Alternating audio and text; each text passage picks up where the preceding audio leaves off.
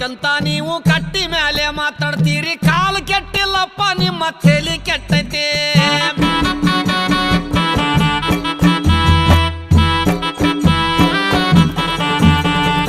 ಈಗಿನ ಹುಡುಗರೆಲ್ಲ ತುರ್ಬ ಜುಟ್ಲ ಹಾಕ್ತಾರ ಹೂವ ಇಡುವುದು ಒಂದೇ ಈಗ ಬಾಕಿ ಉಳ್ದೈತಿ